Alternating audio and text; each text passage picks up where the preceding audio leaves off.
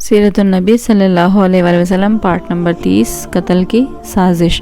انہوں نے ان کے اونٹ کی مہار پکڑ لی اور بولے، اے ابو سلمہ، تم اپنے بارے میں اپنی مرضی کے مختار ہو، مگر ام سلمہ ہماری بیٹی ہے، ہم یہ گوارہ نہیں کر سکتے کہ تم اسے ساتھ لے جاؤ۔ یہ کہہ کر انہوں نے ام سلمہ رضی اللہ تعالیٰ عنہ کے اونٹ کی لگام کھینچ لی۔ اسی وقت ابو سلمہ کے خاندان کے لوگ بھی وہاں پہنچ گئے اور بولے، ابو سلمہ کا بیٹا ہمارے خاندان کا بچہ ہے، جب تم نے اپنی بیٹی کو اس کے قبضے سے چھڑا لیا تو ہم بھی اپنے بچے کو اس کے ساتھ نہیں جانے دیں گے۔ یہ کہہ کر انہوں نے بچے کو چھین لیا۔ اس طرح ان ظالموں نے حضرت ابو سلمہ رضی اللہ تعالیٰ عنہ کو ان کی بیوی اور بچے سے جدا کر دیا۔ ابو سلمہ رضی اللہ تعالیٰ عنہ تنہا مدینہ منورہ پہنچے۔ ام سلمہ رضی اللہ تعالیٰ عنہ شوہر اور بچے کی جدائی کے غم میں روزانہ صبح سویرے مکہ سے باہر مدینہ منورہ کی طرف جانے والے راستے میں جا کر بیٹھ جاتی اور روتی رہتی۔ ایک دن ان کا ایک رشتہ دار ادھر سے گزرا، اس نے انہیں روتے دیکھا تو ترس آ گیا۔ وہ اپنی قوم کے لوگوں میں گیا اور ان سے بولا، تمہیں اس غریب پر رحم نہیں آتا؟ اسے اس کے شوہر اور بچے سے جدا کر دیا، کچھ تو خیال کرو۔ اگر ان کے دل پسیج گئے، انہوں نے ام سلمہ رضی اللہ تعالیٰ عنہ کو جانے کی اجازت دے دی۔ یہ خبر سن کر ابو سلمہ رضی اللہ تعالیٰ عنہ کے رشتہ داروں نے بچہ ام سلمہ رضی اللہ تعالیٰ عنہ کے حوالے کر دیا اور انہیں اجازت دے دی کہ بچہ کو لے کر مدینہ چلی جائیں۔ اس طرح انہوں نے مدینہ کی طرف تنہا سفر شروع کیا۔ راستے میں حضرت عثمان بن طلحہ رضی اللہ تعالیٰ عنہ ملے۔ یہ اس وقت مسلمان نہیں ہوئے تھے، کعبہ کی چابی بردار تھے۔ یہ صلح حدیبیہ کے موقع پر مسلمان ہوئے تھے۔ یہ ان کی حفاظت کے غرض سے ان کے اونٹ کے ساتھ ساتھ چلتے رہے، یہاں تک کہ انہیں کعبہ میں پہنچا دیا۔ پھر حضرت عثمان بن طلحہ رضی اللہ تعالیٰ عنہ یہ کہتے ہوئے رخصت ہو گئے، تمہارے شوہر یہاں موجود ہیں۔ اس طرح حضرت ام سلمہ رضی اللہ تعالیٰ عنہ مدینہ پہنچی۔ آپ پہلی مہاجر خاتون ہیں جو شوہر کے بغیر مدینہ آئیں۔ حضرت عثمان بن طلحہ رضی اللہ تعالیٰ عنہ نے انہیں مدینہ پہنچا کر جو عظیم احسان کیا تھا، اس کی بنیاد پر کہا کرتی تھی، میں نے عثمان بن طلحہ سے زیادہ نیک اور شریف کسی کو نہیں پایا۔ اس کے بعد مکہ سے مسلمانوں کے مدینہ آمد شروع ہوئی۔ صحابہ کرام رضی اللہ تعالیٰ عنہم ایک کے بعد ایک آتے رہے۔ انصاری مسلمان انہیں اپنے گھروں میں ٹھہراتے، ان کی ضروریات کا خیال رکھتے۔ حضرت عمر رضی اللہ تعالیٰ عنہ اور عیاش بن ابو ربیعہ رضی اللہ تعالیٰ عنہ 20 آدمیوں کے ساتھ ایک قافلے کے ساتھ مدینہ پہنچے۔ حضرت عمر رضی اللہ تعالیٰ عنہ کی ہجرت خاص بات یہ تھی کہ مکہ سے چھپ کر نہیں نکلے تھے، بلکہ باقاعدہ اعلان کر کے نکلے تھے۔ انہوں نے پہلے خانہ کعبہ کا طواف کیا، پھر مقام ابراہیم پر 2 رکعت نماز ادا کی۔ اس کے بعد مشرکین سے بولے، جو شخص اپنے بچوں کو یتیم کرنا چاہتا ہے، اپنی بیوی کو بیوہ کرنا چاہتا ہے یا اپنی ماں کی گود ویران کرنا چاہتا ہے، وہ مجھے جانے سے روک کر دکھائے۔ ان کا یہ اعلان سن کر سارے قریش کو سانپ سونگ گیا، کسی نے ان کا پیچھا کرنے کی جرات نہ کی۔ وہ بڑے وقار سے ان سب کے سامنے روانہ ہوئے۔ حضرت ابو بکر صدیق رضی اللہ تعالیٰ عنہ بھی ہجرت کی تیاری کر رہے تھے۔ ہجرت سے پہلے وہ آرزو کیا کرتے تھے نبی اکرم صلی اللہ علیہ وسلم کے ساتھ ہجرت کریں۔ وہ روانگی کی تیاری کر چکے تھے۔ ایک دن حضور نبی کریم صلی اللہ علیہ وسلم نے ان سے فرمایا، ابو بکر جلدی نہ کرو، امید ہے مجھے بھی اجازت ملنے والی ہے۔ چنانچہ حضرت ابو بکر رضی اللہ تعالیٰ عنہ رک گئے۔ انہوں نے ہجرت کے لیے 2 اونٹنیاں تیار کر رکھی تھیں۔ انہوں نے ان دونوں کو 800 درہم میں خریدا تھا اور انہیں 4 ماہ سے کھلا پلا رہے تھے۔ ادھر مشرکین نے جب یہ دیکھا کہ مسلمان مدینہ ہجرت کرتے جا رہے ہیں اور مدینہ کے رہنے والے بڑے جنگجو ہیں، وہاں مسلمان روز بروز طاقت پکڑتے چلے جائیں گے، تو انہیں خوف محسوس ہوا کہ اللہ کے رسول بھی کہیں مدینہ نہ چلے جائیں اور وہاں انصار کے ساتھ مل کر ہمارے خلاف جنگ کی تیاری نہ کرنے لگیں۔ تو وہ سب جمع ہوئے اور سوچنے لگے کہ کیا قدم اٹھائیں۔ یہ قریش دارالندوہ میں جمع ہوئے تھے۔ دارالندوہ ان کے مشورہ کرنے کی جگہ تھی۔ وہ پہلا پختہ مکان تھا جو مکہ میں تعمیر ہوا۔ قریش کے اس مشورے میں شیطان بھی شریک ہوا۔ وہ انسانی شکل میں آیا تھا اور ایک بوڑھے کے روپ میں تھا۔ سبز رنگ کی چادر اڑے ہوئے تھا۔ وہ دروازے پر آ کر ٹھہر گیا۔ اسے دیکھ کر لوگوں نے پوچھا، آپ کون بزرگ ہیں؟ اس نے کہا، میں نجد کا سردار ہوں۔ آپ لوگ جس گھر سے یہاں جمع ہوئے ہیں، میں بھی اسی کے بارے میں سن کر آیا ہوں، تاکہ لوگوں کی باتیں سنوں اور ہو سکے تو کوئی مفید مشورہ بھی دے دوں۔ اس پر قریشیوں نے اسے اندر بلا لیا۔ اب انہوں نے مشورہ شروع کیا۔ ان میں سے کوئی بولا کہ اس شخص یعنی رسول اللہ صلی اللہ علیہ وسلم کا معاملہ تم دیکھ ہی چکے ہو۔ اللہ کی قسم ہر وقت اس بات کا خطرہ ہے کہ یہ اپنے نئے اور اجنبی مددگاروں کے ساتھ مل کر ہم پر حملہ کرے گا، لہٰذا مشورہ کر کے اس کے بارے میں کوئی ایک بات طے کر لو۔ وہاں موجود ایک شخص ابو الخبطری بن ہشام نے کہا، اسے بیڑیاں بنا کر ایک کوٹھڑی میں بند کر دو اور اس کے بعد کچھ عرصہ تک انتظار کرو تاکہ اس کی بھی وہی حالت ہو جائے جو اس جیسے شاعروں کی ہو چکی ہے اور یہ بھی انہی کی طرح موت کا شکار ہو جائے۔ اس پر شیطان نے کہا، ہرگز نہیں، یہ رائے بالکل غلط ہے۔ یہ خبر اس کے ساتھیوں تک پہنچ جائے گی، وہ تم پر حملہ کر دیں گے اور اپنے ساتھی کو نکال کر لے جائیں گے۔ اس وقت تمہیں پچھتانا پڑے گا، لہٰذا کوئی اور ترکیب سوچو۔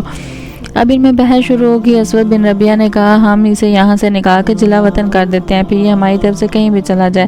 اس پر نجدی یعنی شیطان نے کہا یہ رائے بھی غلط ہے، تم دیکھتے نہیں اس کی باتیں کس قدر خوبصورت ہیں، کتنی میٹھی ہیں، وہ اپنا کلام سنا کر لوگوں کے دلوں کو مو لیتا ہے۔ اللہ کی قسم اگر تم نے اسے جلا وطن کر دیا تو تمہیں امن نہیں ملے گا، یہ کہیں بھی جا کر لوگوں کے دلوں کو مو لے گا اور پھر تم پر حملہ آور ہوگا اور تمہاری یہ ساری سرداری چھین لے گا، لہٰذا کوئی اور بات سوچو۔ اس پر ابو جہل نے کہا میری ایک ہی رائے ہے، اس سے بہتر کوئی رائے ہو نہیں سکتی۔ سب نے کہا اور وہ کیا ہے؟ ابو جہل نے کہا آپ لوگ ہر خاندان اور ہر قبیلے کا ایک ایک بہادر اور طاقتور نوجوان لیں، ہر ایک کو ایک ایک تلوار دیں، ان سب کو محمد پر حملہ کرنے کے لیے صبح سویرے بھیجیں، وہ سب ایک ساتھ اس پر اپنی تلواروں کا ایک ایک بھرپور وار کریں، اس طرح اسے قتل کر دیں۔ اس سے ہوگا یہ کہ اس کے قتل میں سارے قبیلے شامل ہو جائیں گے، لہٰذا محمد کے خاندان والوں میں اتنی طاقت نہیں ہوگی کہ وہ ان سب سے جنگ کریں، لہٰذا وہ خون بہا یعنی فدیے کی رقم لینے پر آمادہ ہو جائیں گے، وہ ہم انہیں دے دیں گے۔ اس پر شیطان خوش ہو کر بولا ہاں یہ ہے اعلیٰ رائے، میرے خیال میں اس سے اچھی رائے اور کوئی اور ہو نہیں سکتی۔ چنانچہ اس رائے کو سب نے منظور کر لیا۔ اللہ تعالیٰ نے فوراً جبرائیل علیہ السلام کو حضور اکرم صلی اللہ علیہ وسلم کے پاس بھیج دیا۔ انہوں نے عرض کیا آپ روزانہ جس بستر پر سوتے ہیں آج اس پر نہ سوئیں۔ اس کے بعد انہوں نے مشرکین کی سازش کی خبر دی۔ چنانچہ سورہ انفال کی آیت نمبر 30 میں آتا ہے ترجمہ، اور اس واقعے کا بھی ذکر کیجیے جب کافر لوگ آپ کی نسبت بری بری تدبیریں سوچ رہے تھے کہ آیا آپ کو قید کر لیں یا قتل کر ڈالیں یا جلا وطن کر دیں۔ وہ اپنی تدبیریں کر رہے تھے اور اللہ اپنی تدبیر کر رہا تھا، اور سب سے مضبوط تدبیر والا اللہ ہے۔ غرض جب رات ایک تہائی گزر گئی تو مشرکین کا ٹولہ حضور اکرم صلی اللہ علیہ وآلہ وسلم کے گھر تک پہنچ کر چھپ گیا۔ وہ انتظار کرنے لگا کہ کب آپ وہ سوئیں اور وہ یکدم ان پر حملہ کر دیں۔ ان کفار کی تعداد 100 تھی، مکہ کے غار ثور تک۔ ادھر حضور نبی اکرم صلی اللہ علیہ وآلہ وسلم حضرت علی رضی اللہ تعالیٰ عنہ سے فرمایا تم میرے بستر پر سو جاؤ، میری یمنی چادر اوڑھ لو۔ پھر آپ صلی اللہ علیہ وسلم نے حضرت علی رضی اللہ تعالیٰ عنہ کو تسلی دیتے ہوئے فرمایا تمہارے ساتھ کوئی ناخوشگوار واقعہ پیش نہیں آئے گا۔ مشرکوں نے کہ جس گروہ نے آپ صلی اللہ علیہ وسلم کے گھر کو گھیر رکھا تھا، ان میں حکیم بن ابو العاص، عقبہ بن ابی معیط، نصر بن حارث، اسد بن خلف، زمع بن اسود اور ابو جہل بھی شامل تھے۔ ابو جہل اس وقت دبی آواز میں اپنے ساتھیوں سے کہہ رہا تھا محمد صلی اللہ علیہ وسلم کہتا ہے اگر تم اس کے دین کو قبول کر لو گے تو تمہیں عرب اور عجم کی بادشاہت مل جائے گی اور مرنے کے بعد تمہیں دوبارہ زندگی عطا کی جائے گی۔ وہاں تمہارے لیے ایسی جنتیں ہوں گی، ایسے باغات ہوں گے جیسے اردن کے باغات ہیں، لیکن اگر تم میری پیروی نہیں کرو گے تو تم سب تباہ ہو جاؤ گے۔ مرنے کے بعد دوبارہ زندہ کیا جاؤ گے تو تمہارے لیے وہاں جہنم کی آگ تیار ہوگی، اس میں تمہیں جلایا جائے گا۔ نبی اکرم صلی اللہ علیہ وسلم نے اس کے یہ الفاظ سن لیے۔ آپ یہ کہتے ہوئے گھر سے نکلے ہاں میں یقیناً یہ بات کہتا ہوں۔ اس کے بعد آپ صلی اللہ علیہ وسلم نے اپنی مٹھی میں کچھ مٹی اٹھائی اور یہ آیت تلاوت فرمائی یاسین، قسم ہے حکمت والے قرآن کی، بے شک آپ پیغمبروں کے گروہ میں سے ہیں، سیدھے راستے پر ہیں۔ یہ قرآن زبردست اللہ مہربان کی طرف سے نازل کیا گیا ہے تاکہ آپ پہلے تو ایسے لوگوں کو ڈرائیں جن کے باپ دادا انہیں نہیں ڈرائے گئے، اسی سے یہ بے خبر ہیں۔ ان میں سے اکثر لوگوں پر بات ثابت ہو چکی ہے، یہ لوگ ایمان نہیں لائیں گے۔ ہم نے ان کی گردنوں میں توق ڈال دیے ہیں، پھر وہ ٹھوڑیوں تک اڑ گئے ہیں جس سے ان کے سر کے اوپر کو اٹھ گئے ہیں، اور ہم نے ایک آڑ ان کے سامنے کر دیا اور ایک آڑ ان کے پیچھے کر دیا جس سے ہم انہیں ہر طرف سے گھیر لیا ہے، وہ دیکھ نہیں سکتے۔ یہ سورہ یاسین کی آیت نمبر 1 سے 9 کا ترجمہ ہے۔ ان آیات کے برکت سے اللہ تعالیٰ نے کفار کو وقتی طور پر اندھا کر دیا، وہ حضرت صلی اللہ علیہ وسلم کو اپنے سامنے سے جاتے ہوئے نہ دیکھ سکے۔ حضور صلی اللہ علیہ وسلم نے جو مٹی اٹھائی پھینکی تھی ان کے سروں پر گری، کوئی ایک بھی نہ بچا جس پر مٹی نہ گری ہو۔ جب قریش کو پتہ چلا کہ حضور صلی اللہ علیہ وسلم ان کے سر پر خاک ڈال کر جا چکے ہیں تو وہ سب گھر کے اندر داخل ہوئے۔ آپ صلی اللہ علیہ وسلم کے بستر پر حضرت علی رضی اللہ تعالیٰ عنہ چادر اوڑھے سو رہے تھے۔ یہ دیکھ کر وہ بولے خدا کی قسم یہ تو اپنی چادر اوڑھے سو رہے ہیں، لیکن جب چادر الٹی گئی تو بستر پر حضرت علی رضی اللہ تعالیٰ عنہ نظر آئے۔ مشرکین حیرت زدہ رہ گئے۔ انہوں نے حضرت علی رضی اللہ تعالیٰ عنہ سے پوچھا تمہارے صاحب کہاں ہیں، مگر انہوں نے کچھ نہ بتایا تو حضرت علی رضی اللہ تعالیٰ عنہ کو مارتے ہوئے باہر لے آئے اور مسجد حرام تک لائے۔ کچھ دیر تک انہوں نے انہیں روک کے رکھا پھر چھوڑ دیا۔ اب حضور صلی اللہ علیہ وسلم کو ہجرت کے سفر پر روانہ ہونا تھا۔ انہوں نے حضرت جبرائیل علیہ السلام سے پوچھا میرے ساتھ دوسرا ہجرت کرنے والا کون ہوگا؟ جواب میں حضرت جبرائیل علیہ السلام نے کہا ابو بکر صدیق ہوں گے۔ حضور صلی اللہ علیہ وسلم اس وقت تک چادر اوڑے ہوئے تھے۔ اسی حالت میں حضرت ابوبکر صدیق رضی اللہ تعالیٰ عنہ کے گھر پہنچے۔ دروازے پر دستک دی تو حضرت اسماء رضی اللہ تعالیٰ عنہ نے دروازہ کھولا اور حضور صلی اللہ علیہ وسلم کو دیکھ کر اپنے والد حضرت ابوبکر صدیق رضی اللہ تعالیٰ عنہ کو بتایا کہ رسول صلی اللہ علیہ وآلہ وسلم آئے ہیں اور چادر اوڑے ہوئے ہیں۔ یہ سنتے ہی ابوبکر صدیق رضی اللہ تعالیٰ عنہ اٹھے۔ اللہ کی قسم اس وقت آپ صلی اللہ علیہ وسلم یقیناً کسی خاص کام سے تشریف لائے ہیں۔ پھر انہوں نے آپ صلی اللہ علیہ وآلہ وسلم کو اپنی چارپائی پر بٹھایا۔ آپ صلی اللہ علیہ وسلم نے ارشاد فرمایا دوسرے لوگوں کو یہاں سے اٹھا دو۔ حضرت ابوبکر صدیق رضی اللہ تعالیٰ عنہ نے حیران ہو کر عرض کیا، اللہ کے رسول یہ تو سب میرے گھر والے ہیں۔ اس پر آپ صلی اللہ علیہ وآلہ وسلم نے فرمایا مجھے ہجرت کی اجازت مل گئی ہے۔ ابوبکر صدیق رضی اللہ تعالیٰ عنہ فوراً بولے میرے ماں باپ آپ پر قربان، کیا میں آپ کے ساتھ جاؤں گا؟ جواب میں حضور صلی اللہ علیہ وآلہ وسلم نے ارشاد فرمایا ہاں تم میرے ساتھ جاؤ گے۔ یہ سنتے ہی ہماری خوشی کے حضرت ابوبکر صدیق رضی اللہ تعالیٰ عنہ رونے لگے۔ حضرت عائشہ صدیقہ رضی اللہ تعالیٰ عنہ فرماتی ہیں میں نے اپنے والد کو روتے دیکھا تو حیران ہوئی، اس لیے کہ میں نے اس وقت تک نہیں جانتی تھی کہ انسان خوشی کی وجہ سے بھی رو سکتا ہے۔ پھر حضرت ابوبکر صدیق رضی اللہ تعالیٰ عنہ نے عرض کیا اے اللہ کے رسول آپ پر میرے ماں باپ قربان، آپ ان دونوں اونٹنیوں میں سے ایک لے لیں، میں نے انہیں اسی سفر کے لیے تیار کیا ہے۔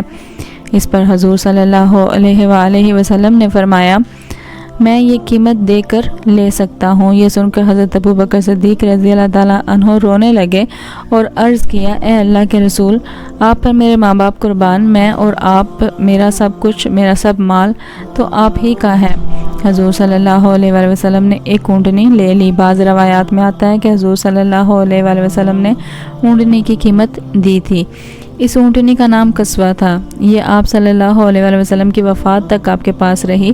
حضرت ابوبکر صدیق رضی اللہ تعالیٰ عنہ کی خلافت میں اس کی موت واقع ہوئی۔ سیدہ عائشہ صدیقہ رضی اللہ تعالیٰ عنہ فرماتی ہیں کہ ہم نے ان دونوں اونٹنیوں کو جلدی سفر کے لیے تیار کیا، چمڑے کی ایک تھیلی میں کھانے پینے کا سامان رکھ دیا۔ حضرت اسماء رضی اللہ تعالیٰ عنہ نے اپنی چادر پھاڑ کر اس کے ایک حصے میں سے ناشتے کی تھیلی باندھ دی اور دوسرے حصے سے انہوں نے پانی کے برتن کا منہ بند کر دیا۔ اس پر حضرت صلی اللہ علیہ وآلہ وسلم نے ارشاد فرمایا اللہ تعالیٰ تمہاری اس اوڑھنی کے بدلے جنت میں 2 اوڑھنیاں دے گا۔ اوڑھنی کو پھاڑ کر 2 کرنے کے عمل کی بنیاد پر حضرت اسماء رضی اللہ تعالیٰ عنہ کو ذات الناطقین کا لقب ملا، یعنی 2 اوڑھنی والی۔ یاد رہے کہ نطاق اس دوپٹے کو کہا جاتا ہے جسے عرب کی عورتیں کام کے دوران کمر کے گرد باندھ لیتی ہیں۔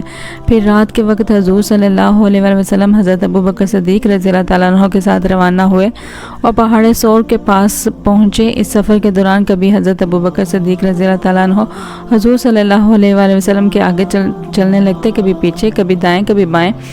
آپ صلی اللہ علیہ وسلم نے دریافت فرمایا ابو بکر ایسا کیوں کر رہے ہو؟ جواب میں انہوں نے عرض کیا اللہ کے رسول میں اس خیال سے پریشان ہوں کہ کہیں راستے میں کوئی آپ کی گھات میں نہ بیٹھا ہو۔ اس پہاڑ میں ایک غار تھا، دونوں غار کے دہانے پر پہنچے تو حضرت ابو بکر صدیق رضی اللہ تعالیٰ عنہ نے عرض کیا قسم اس ذات کی جس نے آپ کو حق دے کر بھیجا، آپ ذرا ٹھہریے، پہلے غار میں داخل ہوں گا، اگر غار میں کوئی موذی کیڑا ہوا تو کہیں وہ آپ کو نقصان نہ پہنچا دے۔ چنانچہ حضرت ابوبکر صدیق رضی اللہ تعالیٰ عنہ غار میں داخل ہوئے۔ انہوں نے غار کو ہاتھوں سے ٹٹول کر دیکھنا شروع کیا، جہاں کوئی سوراخ ملتا اپنی چادر کا ایک ٹکڑا پھاڑ کر اس کو بند کر دیتے۔ اس طرح انہوں نے تمام سوراخ بند کر دیے مگر ایک سوراخ رہ گیا اور اسی میں سانپ تھا۔ حضرت ابوبکر صدیق رضی اللہ تعالیٰ عنہ نے اس سوراخ پر اپنی ایڑی رکھ دی۔ اس کے بعد حضرت صلی اللہ علیہ وسلم غار میں داخل ہوئے۔ ادھر سانپ نے اپنے سوراخ پر ایڑی دیکھی تو اس پر ڈنک مارا۔ تکلیف کی شدت سے حضرت ابوبکر صدیق رضی اللہ تعالیٰ عنہ کی آنکھوں سے آنسو نکل پڑے، لیکن انہوں نے اپنے منہ سے آواز نہ نکلنے دی، اس لیے کہ اس وقت حضرت صلی اللہ علیہ وآلہ وسلم کے خزانوں پر سر رکھ کے سو رہے تھے۔ حضرت ابوبکر صدیق رضی اللہ تعالیٰ عنہ نے سانپ کے ڈسنے کے باوجود اپنے جسم کو ذرا سی بھی حرکت نہ دی، نہ آواز نکالی کہ کہیں حضور صلی اللہ علیہ وآلہ وسلم کی آنکھ نہ کھل جائے، تاہم آنکھ سے آنسو نکلنے کے وہ کسی طرح نہ روک سکے۔ وہ حضور صلی اللہ علیہ وسلم پر گرے، ان کے گرنے سے حضور کی آنکھ کھل گئی۔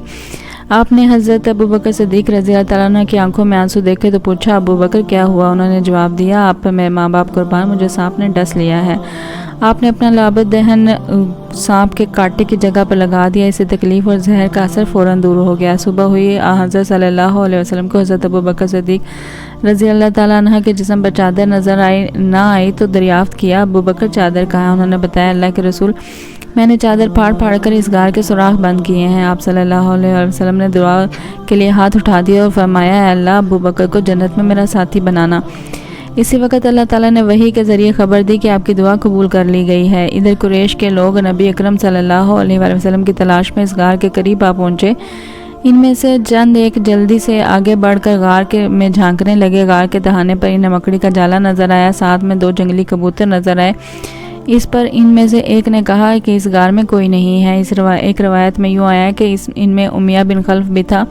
اس نے کہا اس غار کے اندر جا کر دیکھو۔ کسی نے جواب دیا غار کے اندر جا کر دیکھنے کی کیا ضرورت ہے؟ غار کے منہ پر بہت سے جالے لگے ہوئے ہیں، اگر وہ اندر جاتے تو یہ جالے باقی نہ رہتے، نہ یہاں کبوتر کے انڈے ہوتے۔ حضرت ابو بکر صدیق رضی اللہ تعالیٰ عنہ نے جب ان لوگوں کو غار کے دہانے پر دیکھا تو آپ رو پڑے اور دبی آواز میں بولے اللہ کی قسم میں اپنی جان کے لیے نہیں روتا، میں تو اس لیے روتا ہوں کہ کہیں یہ آپ کو تکلیف نہ پہنچائیں۔ اس پر نبی اکرم صلی اللہ علیہ وآلہ وسلم نے ارشاد فرمایا ابو بکر غم نہ کرو، اللہ ہمارے ساتھ ہے۔ اس وقت اللہ تعالیٰ نے حضرت ابو بکر صدیق رضی اللہ تعالیٰ عنہ کے دل کو سکون بخش دیا۔ ان کی حالات میں ابو بکر صدیق رضی اللہ تعالیٰ عنہ کو پیاس محسوس ہوئی۔ انہوں نے حضرت صلی اللہ علیہ وسلم سے اس کا ذکر کیا تو آپ نے ارشاد فرمایا اس غار کے درمیان میں جاؤ اور پانی پی لو۔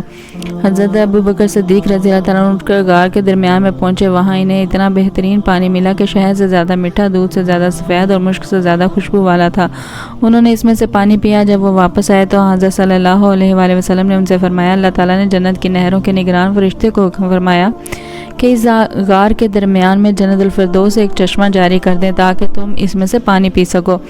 یہ سن کر حضرت ابو بکر صدیق رضی اللہ تعالیٰ عنہ حیران ہوئے اور عرض کیا کہ اللہ کے نزدیک میرا اتنا مقام ہے؟ آپ صلی اللہ علیہ وآلہ وسلم نے ارشاد فرمایا ہاں بلکہ اے ابو بکر اس سے بھی زیادہ ہے۔ قسم ہے اس ذات کی جس نے مجھے حق کے پیغام کے ساتھ نبی بنا کر بھیجا ہے، وہ شخص جو تم سے بغض رکھے جنت میں داخل نہیں ہوگا۔ غرض قریش مایوس ہو کر غار ثور سے واپس ہٹ آئے اور ساحلی علاقوں کی طرف چلے گئے۔ ساتھ ہی انہوں نے اعلان کر دیا جو شخص محمد یا ابو بکر کو گرفتار کرے یا قتل کرے اسے 100 اونٹ انعام دیے جائیں گے۔ آپ صلی اللہ علیہ وآلہ وسلم اور ابو بکر صدیق رضی اللہ تعالیٰ عنہ اس غار میں 3 دن تک رہے۔ اس دوران ان کے پاس حضرت ابو بکر صدیق کے بیٹے عبداللہ بھی آتے جاتے رہے۔ یہ اس وقت کم عمر تھے مگر حالات کو سمجھتے تھے۔ اندھیرا پھیلنے کے بعد یہ غار میں آ جاتے اور منہ اندھیرے فجر کے وقت وہاں سے واپس آ جاتے۔ اس سے قریش یہ خیال کرتے کہ انہوں نے رات اپنے گھر میں گزاری ہے۔ اس طرح قریش کے درمیان دن بھر جو باتیں ہوتی ان کو سنتے اور شام کو حضرت صلی اللہ علیہ وسلم کے پاس پہنچ کے بتا دیتے۔ حضرت ابو بکر صدیق رضی اللہ تعالیٰ عنہ کے ایک غلام حضرت عامر بن فہیرہ رضی اللہ تعالیٰ عنہ یہ پہلے طفیل نامی ایک شخص کے غلام تھے۔ جب یہ اسلام لے آئے تو طفیل نے ان پر ظلم ڈھانا شروع کر دیا۔ اس پر حضرت ابو بکر نے انہیں خرید کر آزاد کر دیا۔ یہ حضرت ابو بکر صدیق رضی اللہ عنہ کی بکریاں چرایا کرتے تھے۔ یہ بھی ان دنوں غار تک آتے جاتے رہتے تھے۔ شام کے وقت اپنی بکریاں لے کر وہاں پہنچ جاتے اور رات کو وہیں رہتے، صبح منہ اندھیرے وہاں سے واپس آ جاتے۔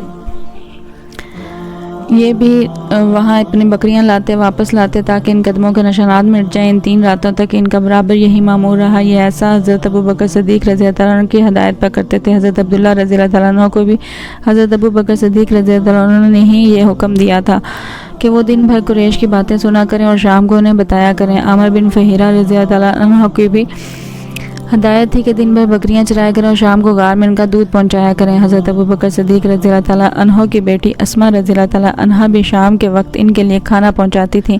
ان 3 کے علاوہ اس غار کا پتہ کسی کو نہیں تھا۔ 3 دن اور رات گزرنے پر حضرت صلی اللہ علیہ وسلم نے حضرت اسماء رضی اللہ تعالیٰ عنہ سے فرمایا اب تم علی کے پاس جاؤ، انہیں غار کے بارے میں بتا دو اور ان سے کہو وہ کسی رہبر کا انتظام کر دیں۔ آج رات کا کچھ پہر گزرنے کے بعد وہ رہبر یہاں آ جائے۔ چنانچہ حضرت اسماء رضی اللہ تعالیٰ عنہ سیدھی حضرت علی رضی اللہ تعالیٰ عنہ کے پاس گئیں اور انہیں آپ صلی اللہ علیہ وسلم کا پیغام دیا۔ حضرت علی رضی اللہ تعالیٰ عنہ نے فوراً اجرت کا ایک راہبر کا انتظام کیا اور ان کا نام عریقت بن عبداللہ تھا۔ اور یہ وہاں پہنچے اور جو ہی آپ فوراً ابو بکر صدیق رضی اللہ عنہ کے ساتھ غار سے نکل آئے اور راہبر کو پہچان لیا۔ آپ صلی اللہ علیہ وسلم نے حضرت ابو بکر صدیق کے اونٹوں پر سوار ہوئے۔ اس سفر میں حضرت ابو بکر صدیق نے اپنے بیٹے عبداللہ کے ذریعے اپنے گھر سے وہ رقم بھی منگوائی تھی جو وہاں موجود تھی۔ یہ رقم 4-5 ہزار درہم تھی۔ جب صدیق اکبر رضی اللہ تعالیٰ عنہ مسلمان ہوئے تھے تو ان کے پاس 40-50 ہزار درہم موجود تھے۔ گویا یہ تمام دولت انہوں نے اللہ کے راستے میں خرچ کر دی تھی۔ جاتے وقت بھی گھر میں جو کچھ تھا منگوا لیا۔ ان کے والد ابو قحافہ رضی اللہ تعالیٰ عنہ اس وقت تک مسلمان نہیں ہوئے تھے۔ ان کی بینائی ختم ہو گئی تھی۔ وہ گھر آئے تو اپنی پوتی حضرت اسماء رضی اللہ تعالیٰ عنہ سے کہنے لگے، میرا خیال ابو بکر اپنی اور اپنے مال کی وجہ سے تمہیں مصیبت میں ڈال گئے ہیں۔ مطلب یہ تھا کہ جاتے ہوئے سارے پیسے لے گئے ہیں۔ یہ سن کر حضرت اسماء رضی اللہ تعالیٰ عنہ نے کہا، نہیں بابا، وہ ہمارے لیے بڑی خیر و برکت چھوڑ گئے ہیں۔ حضرت اسماء کہتی ہیں، اس کے بعد میں نے کچھ کنکر ایک تھیلی میں ڈالے اور ان کو طاق میں رکھ دیا۔